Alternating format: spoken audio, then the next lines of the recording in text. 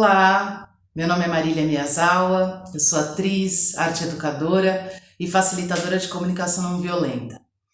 Nessa videoaula eu vou apresentar para vocês a comunicação não violenta e como essa abordagem pode auxiliar nos processos educativos em arte educação. Ou seja, eu quero apresentar algumas possibilidades de caminhos para a construção de um processo artístico pedagógico que seja colaborativo, humanizador e empático, através da comunicação não violenta. A comunicação não violenta é uma abordagem sistematizada pelo psicólogo Marshall Rosenberg, que propõe uma forma de se relacionar com o objetivo de gerar mais compreensão, mais colaboração e conexão nas relações pessoais, profissionais, com nós mesmos e com o coletivo. Ela propõe um olhar investigativo para si próprio e para o outro, para que a gente possa compreender como agimos no mundo e o que importa para nós, além de criar a consciência de que somos seres coletivos, que sofremos impactos e causamos impactos a partir de nossas ações. É um trabalho que nos permite identificar nossos sentimentos, necessidades e o que está vivo em nós. Ao mesmo tempo, a gente abre espaço para entender as necessidades do outro, encontrando assim a nossa humanidade compartilhada. Ou seja, a abordagem ela propõe uma conexão onde todos sejam cuidados na medida do possível e nos convida a nos expressarmos com autenticidade e a ouvir com empatia, aumentando assim as chances de conexão e de relações que sejam mais satisfatórias. Agora eu vou falar um pouco sobre como a nossa sociedade opera. Quais são as lógicas vigentes que nós estamos tão acostumados a viver? E isso dá conta de explicar do porquê a comunicação não violenta é realmente um convite para uma mudança de paradigma. Nós somos condicionados a viver na lógica punitiva, na lógica da hierarquia de poder, da competitividade, da escassez.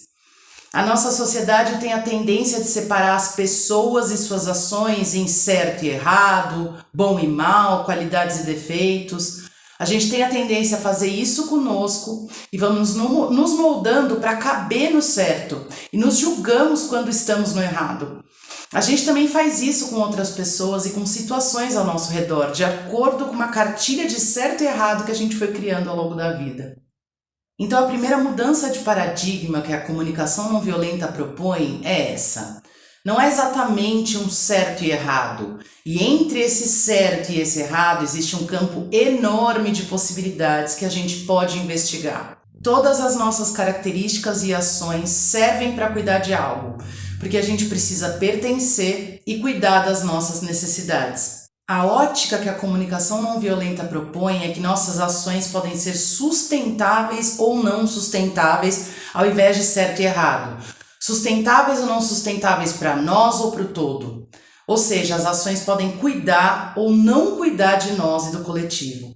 E nós não vamos dar conta de aceitar ações insustentáveis, ou seja, ações que não cuidem da vida, que não cuidem do coletivo, que ferem nossos valores. É por isso que é um mito dizer que a comunicação não violenta prega que todos nós precisamos ser bonzinhos e aceitar tudo. Porque a gente sempre vai buscar ações que cuidam da vida, que sejam sustentáveis ao sistema, mas com a diferença que a gente acredita na reparação e na restauração como alternativa à punição. Marshall Rosenberg diz: a violência é a expressão de forma trágica de necessidades não atendidas. A gente se comunica de forma trágica. Nossa linguagem ela acaba se tornando um abismo. A comunicação não violenta nos convida a tentar uma forma de expressão que crie pontes ao invés de muro, reformulando como falamos, como ouvimos, nos ligando a uma real essência humana de conexão e de empatia. Assim a gente tem uma maior capacidade de resolver conflitos. E o resultado obtido é todo mundo sendo cuidado na medida do possível, saindo dessa lógica de relações de poder, de ganhar ou perder. Fazendo um paralelo com o texto de Rubem Alves, a comunicação não violenta propõe um jogo de frescobol, onde somos parceiros de jogo, ao invés de um jogo de tênis, que é como a nossa sociedade opera, onde a gente quer que o outro perca para que possamos vencer. Quando percebemos que a gente faz parte de um todo, que falhar, errar faz parte da experiência humana, a gente reconhece a nossa humanidade compartilhada. A gente também percebe que as nossas atitudes buscam atender necessidades e que essas necessidades são comuns a todos nós. O Marshall Rosenberg nos diz que a forma que a gente se comunica acaba por nos afastar dos outros e impedem de chegar à humanidade do outro, causando desconexão, falta de compaixão, falta de empatia e o que ele chamou de comunicação alienante da vida. Um exemplo dessa comunicação alienante da vida são os julgamentos moralizadores, ou seja, a gente fica preso nessa régua de certo e errado, classificando os níveis de erros das pessoas, ou seja, a gente subentende uma natureza errada ou má nos outros a partir de suas atitudes. Outras formas de comunicação alienante: insulto, rotulação, culpabilização, depreciação, crítica, generalização, cancelamento. Nós julgamos a nós mesmos, julgamos os outros, classificando os outros com os níveis de erros que eles cometem, quando a gente esquece que todo mundo está tentando atender às suas necessidades. A partir dessa compreensão de como a nossa sociedade opera, a gente consegue entender melhor do porquê nós agimos assim de forma tão violenta conosco e com os outros. E mais especificamente sobre a arte-educação, a gente pode perceber que nas nossas práticas, na relação professor e aprendiz, podemos agir de forma que acaba por nos afastar de um processo humanizado de aprendizagem. A gente rotula, critica, julga, generaliza e culpa os aprendizes. Usamos de hierarquia de poder para obter respeito. Punimos os aprendizes a partir de atitudes que consideramos erradas, sem fazer uma investigação mais profunda da autenticidade dele, das suas necessidades, dos motivos que levaram a alguma atitude. Nessa lógica, nós estamos lutando contra eles, querendo que nossas necessidades de respeito, ordem e produtividade, por exemplo, sejam atendidas em primeiro lugar, ao invés de criar um ambiente onde todos queiram colaborar para que haja cuidado mútuo e que as necessidades de todos sejam levadas em consideração, sem precisar de usar do nosso poder como professores, sem a necessidade de competição para ver quem vai ganhar e quem vai perder, e sim atuando como parceiros. A arte-educação ela se relaciona intrinsecamente com esses conceitos de conexão, parceria, cuidado, valorização da nossa individualidade, ao mesmo tempo que preza muito pelo coletivo. A comunicação não violenta ela pode ajudar no aprofundamento de uma educação que cria empatia entre os membros do grupo e os facilitadores, dando algumas ferramentas para lidar com os desafios relacionados às práticas pedagógicas no campo da educação, no manejo da criação de um ambiente saudável para o ensino e aprendizado e para a construção de processos artísticos significativos. Mas então, como é que a gente pode criar um ambiente onde os processos educativos aconteçam de forma humanizada e com cuidado entre todos os envolvidos? A comunicação não violenta tem 2 pilares fundamentais: autenticidade e empatia. A autenticidade, o que é importante para nós, os nossos valores e os nossos princípios, é agir de acordo com a nossa essência. Como é que eu posso me expressar a partir da minha verdade, buscando a conexão com o outro, que é muito diferente do sincericídio? É ser eu mesmo e deixar que o outro seja ele mesmo. É honestidade e respeito com a minha história, o que é único sobre mim. Quando eu tenho mais clareza da minha autenticidade, fica mais fácil respeitá-la, aceitá-la e não negociá-la. O outro pilar da comunicação não violenta é a empatia. A empatia requer presença. É uma presença que não se limita a ouvir com os ouvidos ou entender com a mente. A empatia com presença é um convite a se esvaziar de ideias pré-concebidas para escutar com todo o nosso ser. É ouvir aquilo como se fosse algo inédito, porque de fato é. É entrar numa relação onde não sabemos todas as coisas, onde a gente tem curiosidade para se abrir para o momento presente, com a intenção de se conectar, sem uma história mental ou emocional já contada, cheia de bagagem, julgamentos e diagnósticos. A empatia ela acolhe todo tipo de história e de carga emocional. É se colocar no lugar do outro como o outro e não como a gente. Não é sobre se eu concordo ou não com o que eu estou ouvindo. É tentar ir onde o outro está, independente do que eu penso sobre. A empatia é fazer companhia para o outro, validá-lo, reconhecê-lo. É buscar entender o que o outro precisa e o que ele está tentando cuidar.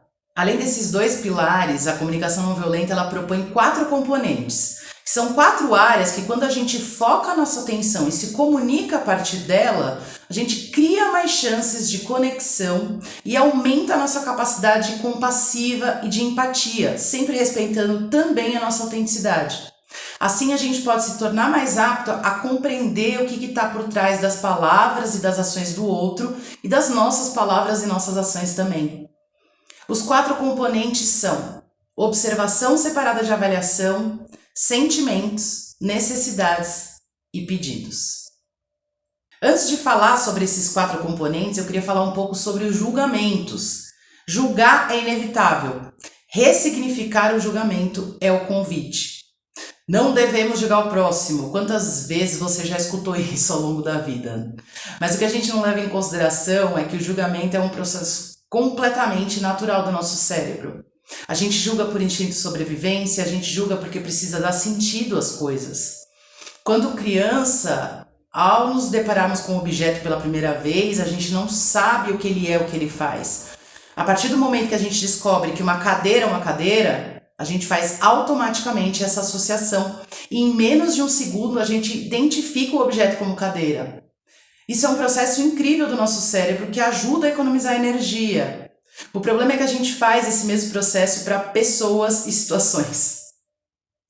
Por causa disso, tentar evitar o julgamento é quase tão eficaz quanto tentar parar de respirar. O que a comunicação não violenta propõe é que a gente consiga identificar o nosso julgamento para que a gente possa entender que ele é uma leitura que nós fazemos baseada na nossa bagagem e na nossa história. Então vamos agora para o primeiro componente da comunicação não violenta. Esse primeiro componente é a observação separada da avaliação, ou seja, o fato separado do julgamento que nós fazemos do fato. Como é que a gente pode observar um fato separando da avaliação que nós fazemos dele? Como é que a gente pode fazer a distinção entre o fato e a nossa interpretação do fato? O julgamento vai ser inevitável, mas a gente precisa ter consciência desse julgamento, das histórias que a gente vai se contar a partir disso. Se a gente pudesse ser um observador imparcial, o que a gente enxergaria? Quando falamos sobre o que nós observamos sem o julgamento do que nós observamos, nós vamos para a conversa compartilhando uma mesma realidade. Nós concordamos e testemunhamos que aquilo de fato aconteceu e tiramos foco do julgamento sobre o que aconteceu. Conseguir separar o fato da nossa interpretação dele pode nos ajudar a não fazer um vínculo automático com pensamentos e sentimentos que causam dor e que às vezes podem estar muito distanciados da realidade por conta dos nossos julgamentos. Depois dessa investigação, a gente pode sim acolher os nossos sentimentos com aquele fato e tentar compreender o que isso causa em você e o que a outra pessoa estava tentando cuidar ao fazer aquele fato. Nessa nova perspectiva, a gente consegue criar mais diálogo e mais conexão. Separar o fato da nossa interpretação do fato pode ajudar a gente a expor para o outro o que nós precisamos sem que a pessoa se sinta atacada, sem que ela tenha necessidade de se defender. Se a gente adiciona o julgamento quando passa uma mensagem, é mais provável que a pessoa entenda como crítica e a comunicação ficará bloqueada automaticamente. O segundo componente da comunicação não violenta é a identificação de sentimentos. Em primeiro lugar, é interessante que a gente tente ampliar o nosso repertório de sentimentos, saindo de simplificações como feliz, triste, com raiva, com medo. Fazer uma investigação mais específica para nomear, compreender e lidar com o que nós estamos sentindo e para poder expressar tais sentimentos ao outro com mais clareza. A gente pode incentivar todos que fazem parte do processo educativo a se familiarizar com uma amplitude de nomeação para sentimentos, porque assim a pessoa consegue se entender internamente e se comunicar melhor. Os sentimentos, eles são mensageiros que indicam o nível de satisfação das nossas necessidades. Eles são uma manifestação de uma necessidade que pode estar sendo atendida ou não. É a nossa bússola interna. Já ouviu falar onde há fumaça, há fogo? Agora eu vou mostrar uma lista resumida de possíveis sentimentos que a gente pode ter quando as nossas necessidades estão atendidas. Como podemos nos sentir quando nossas necessidades estão atendidas? A gente pode, por exemplo, se sentir abençoada, alegre, aliviada, agradecida, comovida, confortável, esperançosa, estimulada, interessada, orgulhosa, otimista, satisfeita, inspirada, feliz. E agora eu vou apresentar para vocês uma lista resumida de possíveis sentimentos que podemos ter quando as nossas necessidades não estão atendidas. Como podemos então nos sentir quando as nossas necessidades não estão atendidas? Ansiosa, apavorada, constrangida, desconfortável, preocupada, frustrada, irritada, revoltada, cansada, chateada, injustiçada, melancólica, perdida, inquieta, pessimista, mal-humorada. A partir disso, a gente compreende que existe uma necessidade por trás, que estamos precisando e não estamos obtendo, que acaba gerando tais sentimentos. Agora eu vou falar brevemente sobre pseudosentimentos. É muito importante a gente fazer a diferenciação do que nós estamos sentindo, do que julgamos que o outro está fazendo conosco. O que os outros fazem pode ser um estímulo, mas não a causa dos nossos sentimentos. Se as ações dos outros fossem a causa de todos os nossos sentimentos, todos nós, sem exceção, sentiríamos a mesma coisa a partir de uma única ação. Mas nós temos reações diferentes e isso tem muito mais a ver com a nossa bagagem e com a nossa história do que com a ação em si. Quando a gente diz que acha que o outro fez conosco, ao invés de dizer o que nós estamos sentindo, isso é um pseudossentimento. O pseudossentimento, ele depende do outro para que seja reconhecido. Palavras, por exemplo, como traído, abandonado, magoado, são considerados pseudosentimentos, porque depende do outro para que seja reconhecido. É como um jogo de mímica. Sentimentos, nós conseguimos fazer a mímica sozinhas. Pseudosentimentos, a gente precisa de um parceiro para que consigamos fazer essa mímica. A gente atribui responsabilidade por nossos sentimentos a outras pessoas e isso gera culpa. E também nos sentimos culpados, pois nos responsabilizamos pelos sentimentos alheios ou porque alguém nos responsabiliza. O terceiro componente da comunicação não violenta é o reconhecimento das necessidades que estão por trás dos nossos sentimentos. Necessidade é tudo aquilo que a gente precisa para cuidar de nós. Elas são universais e são comuns a todos. É a nossa humanidade compartilhada. O que nos diferencia são as estratégias, as ações usadas para atender às nossas necessidades. Aquilo que é importante para mim também é importante para você. Nós temos preferências ou padrões em como atender nossas necessidades, mas elas são comuns a todos. Algumas necessidades podem estar mais latentes na nossa vida de acordo com algum momento. Algumas delas já estão atendidas para nós, então não nos movem tanto. Não existem necessidades boas ou más, a gente simplesmente tem essas necessidades, porque nós estamos tentando sobreviver e cuidar da vida. Então a gente pode se entender melhor quando a gente faz uma relação entre o que a gente está sentindo e o que a gente está precisando. E também consegue compreender o outro quando a gente enxerga as pessoas em termos de necessidades. As necessidades, elas mostram o que está por trás dos nossos comportamentos, o que nos motiva a gente a fazer o que a gente faz. O que eu estava tentando cuidar quando eu agi de tal forma? Agora eu vou mostrar para vocês uma lista resumida de algumas das nossas necessidades universais, ou seja, da nossa humanidade compartilhada. Então vou agora citar para vocês algumas das nossas necessidades universais, a nossa humanidade compartilhada. Todos nós precisamos de aceitação, acolhimento, acordo, afeto, água. A água entraria como uma necessidade básica, como por exemplo água, comida, abrigo, moradia. Precisamos também de autonomia, bom humor, celebração, compaixão, comunicação, confiança, consideração, saúde, cuidado, energia, espaço, escuta, harmonia, inclusão, justiça, liberdade, paz, comunidade. Se eu entendo que por trás das nossas escolhas existe uma necessidade humana universal, fica mais fácil compreender a minha motivação e também a sua motivação. E se eu te conto a minha motivação, isso aumenta as chances da gente encontrar um caminho que cuide das nossas necessidades naquela situação. Agora eu vou falar um pouquinho sobre a estratégia para a obtenção das nossas necessidades. Quando a gente escolhe ter determinada atitude, comportamento ou ação, são as estratégias para o atendimento de nossas necessidades. Algo nos motiva a fazer o que a gente faz. A gente está sempre tentando atender às nossas necessidades, cuidar do que é importante para nós. Nós temos preferências ou padrões na forma de buscar atender o que nós precisamos.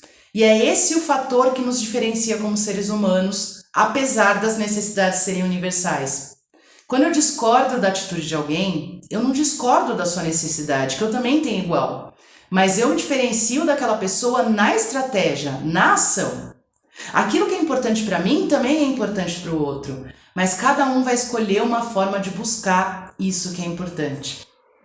As necessidades, elas não são boas ou ruins. O que pode ser considerado insustentável é a estratégia, ou seja, o modo que a gente busca atender nossas necessidades. Insustentável seria não cuidar de você, do outro e do todo. Sustentável seria a estratégia cuidar de você, do outro e do coletivo. Não é uma questão de certo e errado, mas sim se a estratégia cuida da vida. E a gente pode falar isso no modo intrapessoal, interpessoal e sistêmico. Ter consciência das nossas necessidades nas situações e interações em que a gente vive torna mais fácil encontrar alternativas para solucionar conflitos. O quarto componente da comunicação não violenta é o pedido. Como é que a gente pode elaborar pedidos que possam enriquecer as nossas vidas? Como podemos pedir por ações que possam satisfazer as nossas necessidades? O pedido é como um convite a um combinado afetivo, com a intenção de cuidar de todas as partes envolvidas. É a forma de expressar como que a gente gostaria que as nossas necessidades fossem atendidas. O pedido tem muito mais chance de ser atendido se a gente expressar os nossos sentimentos e necessidades junto com ele. A expressão do pedido pode tentar a comunicação empática, pedindo por colaboração e cuidado. Nada é óbvio, gente. A gente quer que a pessoa já saiba ou adivinhe de antemão o que a gente precisa. Mas, na verdade, cada pessoa tem uma visão de mundo diferente. Comunicar o que a gente precisa é abrir espaço para o entendimento e para a conexão. O que pode estar nítido para nós pode ser confuso para o outro. Então, nada é óbvio. É muito importante que a gente se comunique, expressando o que a gente quer e não o que a gente não quer. Ações concretas e no positivo. Não usar linguagem vaga ou abstrata. Se eu pedir respeito ou compreensão, pode significar muitas coisas. Cada um tem uma visão do que significa respeito e compreensão. E a pessoa pode ter certeza que já faz isso por você. Ela pode responder, mas eu já te respeito, eu já te compreendo. Então, o que é ser compreendido ou respeitado por você? Através de ações concretas, a gente pode fazer pedidos mais claros e auxiliar a pessoa a querer colaborar conosco.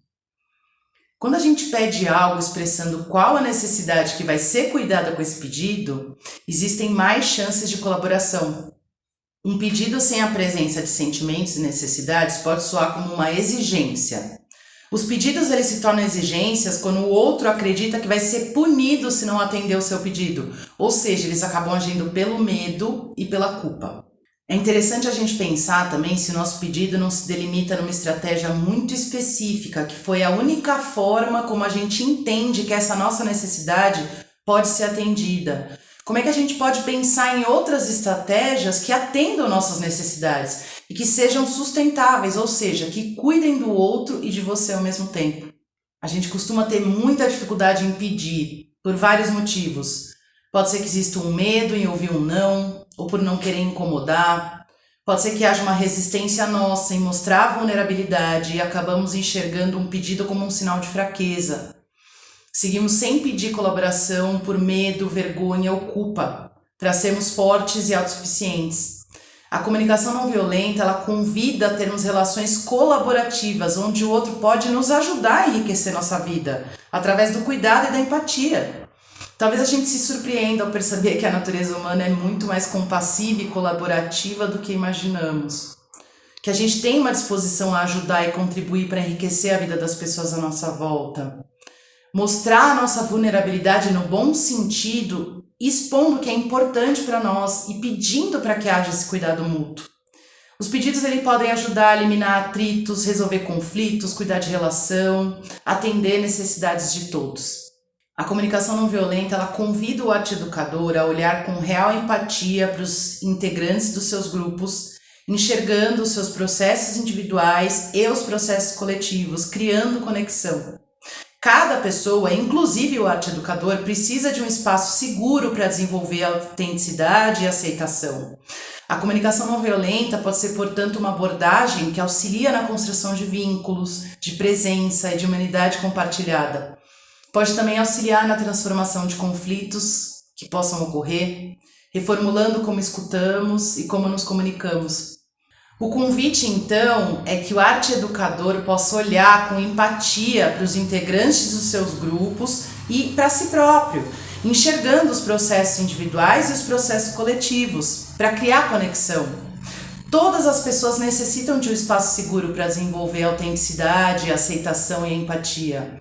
E a comunicação não violenta pode ser uma abordagem que vai auxiliar na construção de vínculo, de presença e de humanidade compartilhada. Pode também ajudar na transformação de conflitos que podem ocorrer, reformulando como a gente escuta e como a gente se comunica. Pode nos ajudar a encontrar a humanidade compartilhada e olhar o ser e a si próprio em sua totalidade. Assim, a gente consegue criar um ambiente seguro e propício para que o fazer artístico se desenvolva de forma significativa, humanizada e colaborativa.